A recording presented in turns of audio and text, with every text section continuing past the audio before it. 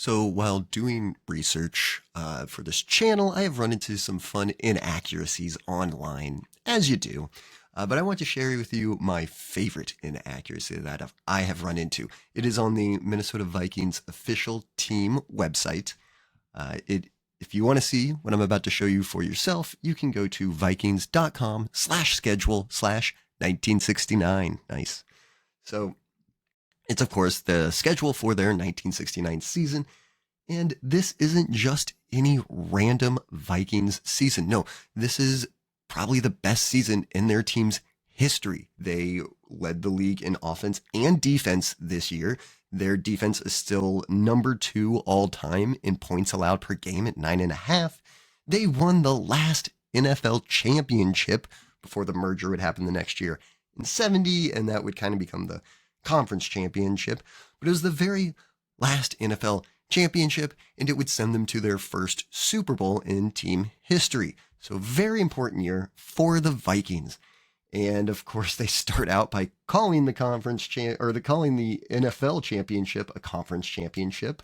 But I guess it served the same purpose this year, so who cares? Then we go down to the regular season, guys, where they don't have a week 1 listed. No, they put their week 1 opponent as their week 2 opponent.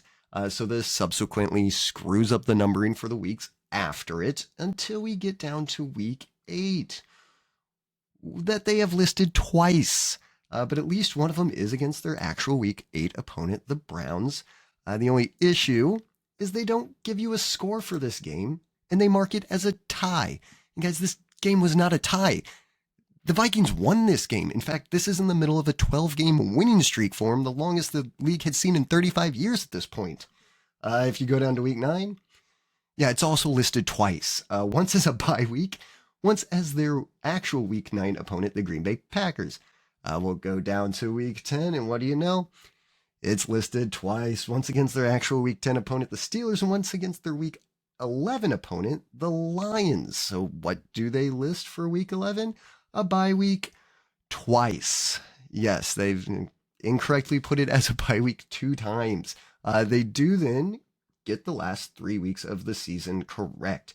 And you might be thinking, if they incorrectly put week 11 and 9 as a bye week, then when was their bye week that year? And guys, I'm here to tell you that in 1969, the NFL did not have a bye week.